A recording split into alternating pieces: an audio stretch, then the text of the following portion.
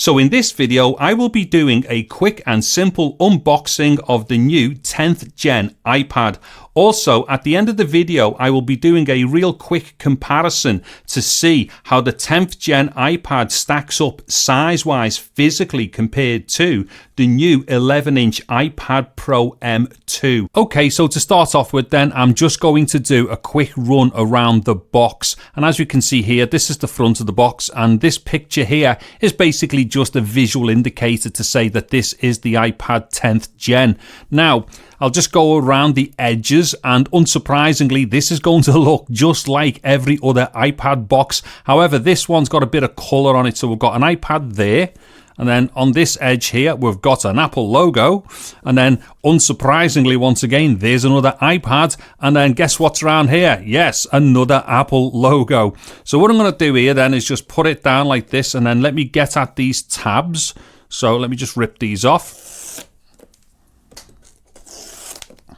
Okay, let me just flip this over and let me just get this box open. Okie dokie. Okay, so first thing we're going to do here is just remove the iPad. So let me just put that to one side first. Now inside the box we have got this little package here, and inside here what we should have is the iPad kind of like welcome thing and guide and stuff, but maybe more importantly, some Apple stickers. Yay! Okay, let me get all that out the way. Now, just in keeping with the iPad Pros, this year round, what we've got here is a fully braided USB-C to USB-C cable here. So that does make a difference from previous iPads. Also, we have got the power supply here. Now, this one is, let me just check. I was just going to guess there, but this will definitely be the 3-pin one, as we can see here. So if I just open that up, as we can see, 3 pins, and that's because I'm in the UK. However, and no matter where you are in the world, your power supply will come with whatever pin configuration fits your mains power supply. And so to the iPad itself, and I'm just going to take off this wrapper first of all. So let me just deal with this.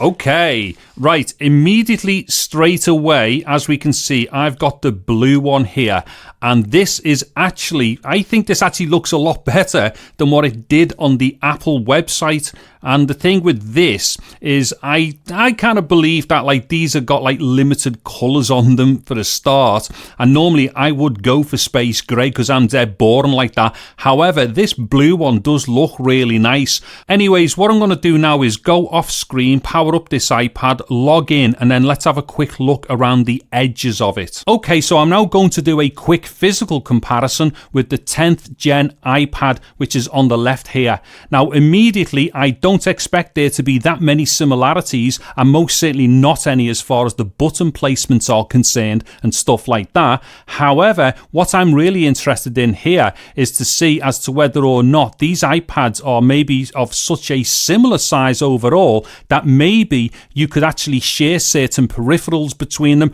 maybe certain types of cases, but most certainly docking systems. Now, the first thing that I will say straight away here is that in spite of the fact that the iPad M2 here, or the iPad Pro M2, has got slightly thinner bezels compared to the bezels on the 10th gen iPad, I don't think that there's much in there. So if anybody's looking at a 10th gen iPad, as you can see here, the actual like proper screen size in there, or the screen area, is actually really good. Now, there is one massive difference, however, and it actually goes into the favor of the Gen 10 iPad, and that's the fact that it's now got its camera placed on one of the long edges here close to the center. Now, what that basically means is that when you're doing things like FaceTime or any kind of video recording, you can have your iPad in like proper landscape mode and be able to look straight down into the center line of the iPad. Now, moving over onto the rear of these iPads, and it is immediately clear that these are completely different. They do not share any of the same physical construction characteristics. However, they do look very similar as far as their size is concerned. Now, moving over to one of the long edges, and as we can see, these are clearly different again, as in the buttons for the up and down volume controls are slightly in different positions, and obviously one of them, as in the iPad Pro M2, has got that charging port there for the wireless connection for the pencil.